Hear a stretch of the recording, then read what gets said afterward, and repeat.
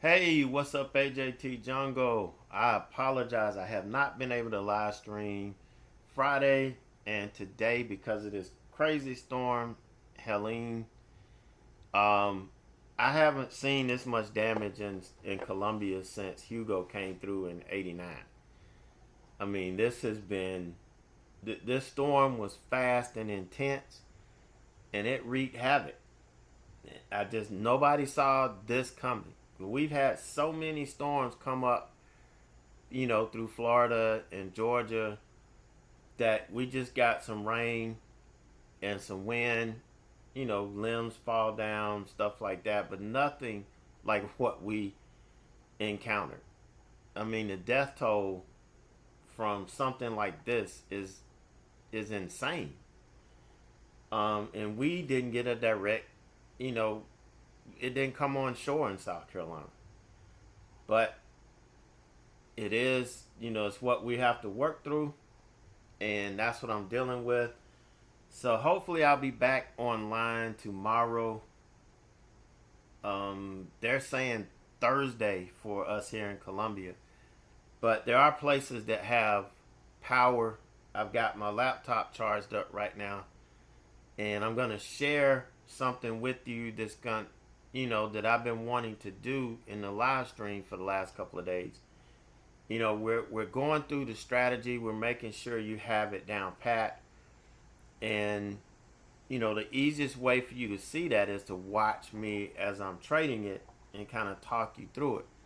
But since we haven't been there, I'm gonna share with you a chart that a trader sent me. One of my mentees sent me today. I was looking at it in the email, and I'm gonna use it because there's a lot of lessons in that. So stay tuned. We're gonna have some good lessons out of this. But one of the things that came out of me looking at this chart was I realized that there are times when we lose our patience and we try to jump in trades when we don't need to. And it's one of the hardest tests that we have in trading is developing the patience to wait for our setup and not anticipate or not jump the gun. And if we do, we need to have a plan. Okay. So, one of these hardest tests is having the patience to wait for the right moment, but also having the courage not to be disappointed with the results you get. Because sometimes we do everything right and we don't like the results that we get, and we get upset about it. So we got to make sure that we can do that. But along with that results deal is if we don't take a trade and we follow our process and it happens to work, don't get mad because it happened to work. That's just one of the 3 times out of the many that it's going to work. And if you go and try to put that into play, the results aren't going to be good for you. So just remember, these are the 2 hardest tests in trading, and this is what I try to help you guys to develop, especially through the one-on-one mentor sessions, is develop the patience in trading to wait for the right moment, the right trigger, the right moment to get into the trade, and then the courage not to be disappointed when you get these crazy results. Okay? Now, let's look at the example here. So he sent me this chart around 6 or 7 o'clock this morning, somewhere in there, and was really, really happy. Okay?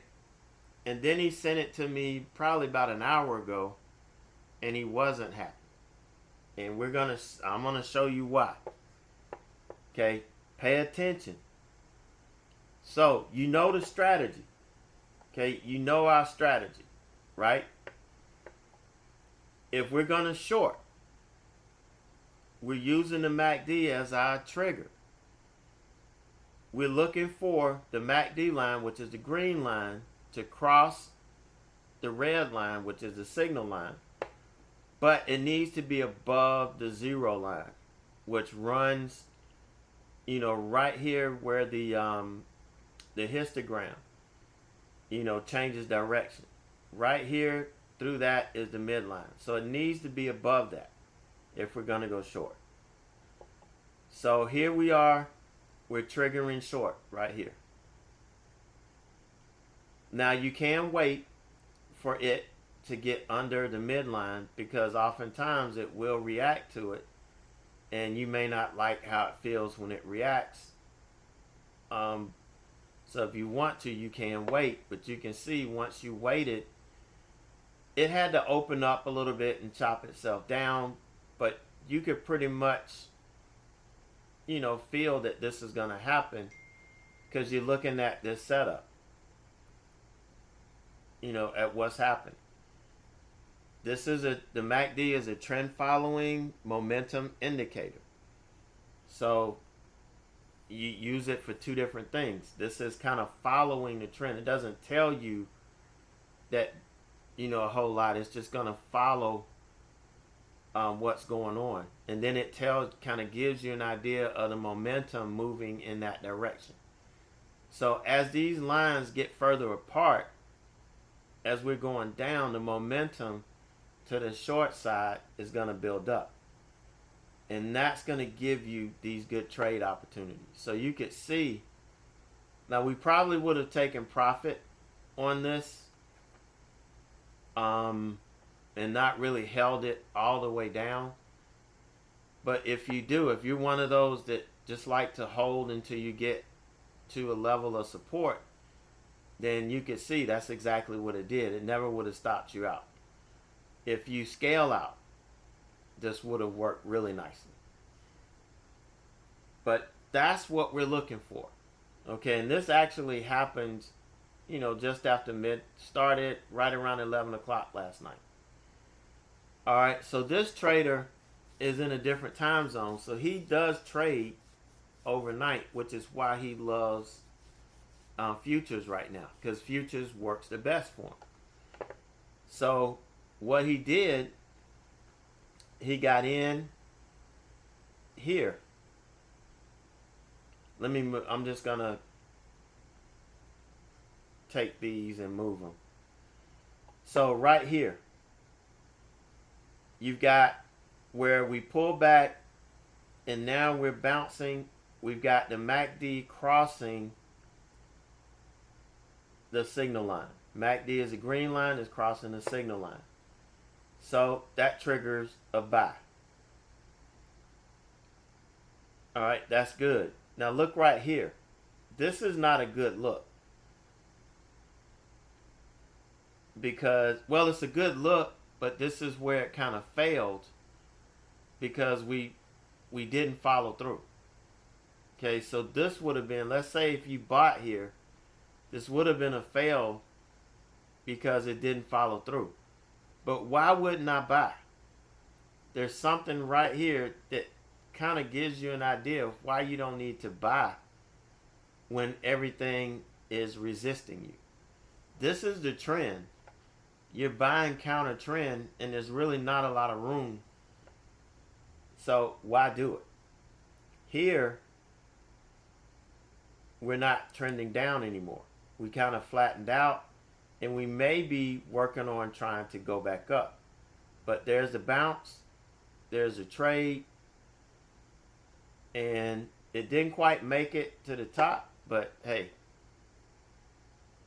not a big deal. So I wouldn't take this. This is not a trade that I would have taken, even though it worked out really well. I wouldn't have taken it because this crossed under the zero. Now he took it. He took it and got a little, a little scalp on it, which is fine. If you want to scalp these moves, then scalp them. It's just not something that I like to do. But he did, made a little bit of money on it. This was kind of going into the close Friday. And so here, this is, how it was moving. So let's say he was trading during this time. This would be a great entry. Okay, here you could short into the midline if you want to, but just know that you're going to get some friction here because people will be taking profit. And some people who may not know will be buying off the midline, which fuels the sell-off when they start stopping out. So here's a cross. Nice trade here. We did bounce a little bit, and we're still coming down. We're still selling. So again, it would be just fine if you took profit here. Or, scaled out, and then, you got the rest off down here. So there are different ways you can trade, and this is what I show you every day. But here's where it gets interesting. Okay, right here about 11 o'clock, we got another cross below zero. Remember, if you're going to buy, it needs to be below zero. If you're going to be short, it needs to be above zero. So here we're below. This was a great buy. So now, if you miss this, just be patient. Just be patient and wait. Because if you can do that, then, things will be good for you. Things can turn out very, very well for you. Okay? Just be patient. Now here is where he was trying to be aggressive. All right? And in being aggressive, remember you're accepting more risk. You're taking on more risk by being aggressive. All right? Bottom line, you're taking on more risk. You can't use the same risk parameters as you would if you're just waiting for the trigger, which you're being a little more conservative. So here would have worked for him because he shorted with, anticipating the cross, which is fine. You see the histogram, the bars are going down. These lines are getting closer together. So you can get ready to short this. But you got to give it room. And when you're shorting this, your technical level is going to be the top of the Bollinger Band. It touched it, but it didn't breach it. It didn't confirm taking it out. So oftentimes when you get in a trade, it may go back against you because you're going to have people on the other side of your trades. That doesn't mean you're wrong. Let the technical levels do the work. And you sit back and wait. And so first time he got stopped out. Second time he waited, got in, and made a really nice trade. Then, once this happens and it makes a full pull, you're getting ready to cross under the zero, which is what? You're setting up for a long trade, right? We're below zero on the MACD. We're setting up for a long trade. So he gets long, and he really splits this trade into two. He takes profit here, and then gets back in and takes profit here. You don't have to split it into two. You can buy, take half off here, and then take the rest off here. Or you can buy it and hold it, which could be kind of hard to do when you're going to get a pullback here. So it just depends on how you feel. So after this trade, this is when I first got the chart. This is when he first sent me the chart. So I'm like, okay, great. That, that's beautiful. Then again, later on, this is when I get the next chart. Okay. Here's him anticipating the buy. So he buys, anticipating the cross here. It sells back off, ends up stopping out. Here's the cross. He buys again. And ends up taking the trade off up here. Why? Why did he take the trade off? I'm going to tell you why. This triggered an emotion. The deal was he made money. He was sitting at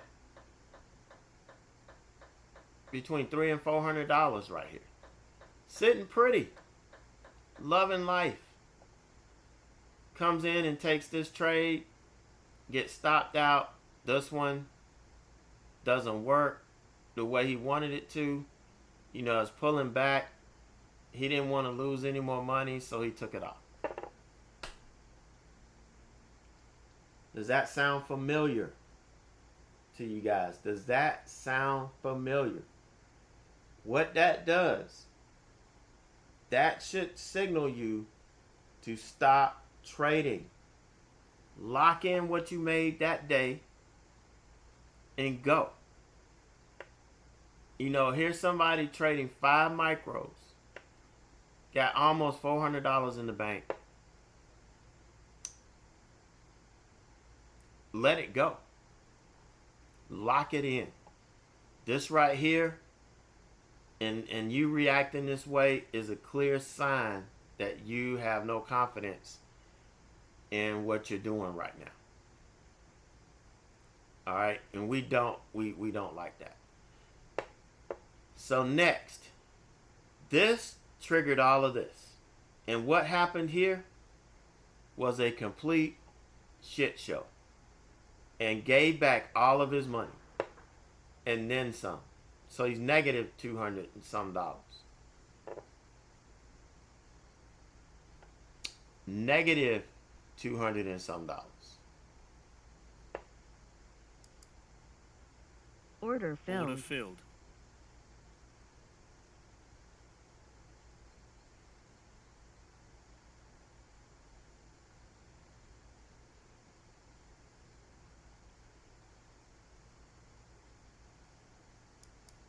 Order filled. Oh, no.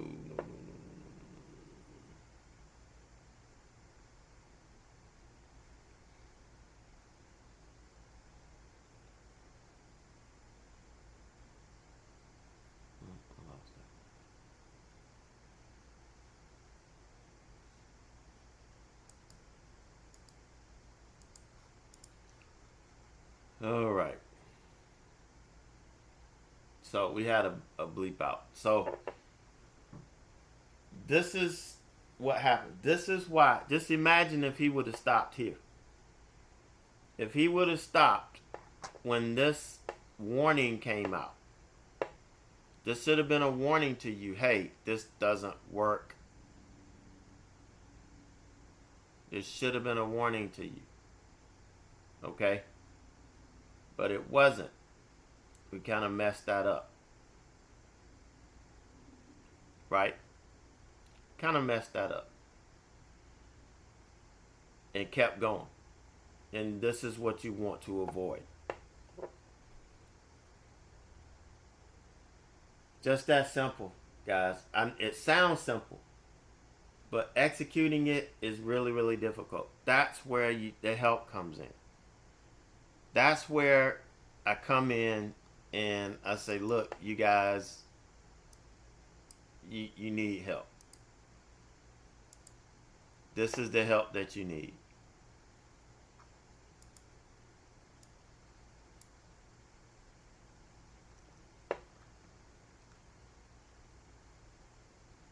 All right, so I'm going to cut this off.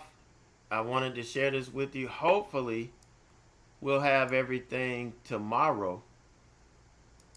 Everything will be set tomorrow, and we'll be ready to go. We can get back into streaming. But just wanted to share that with you. So you guys have a great rest of the day, and I'll see you on the other side.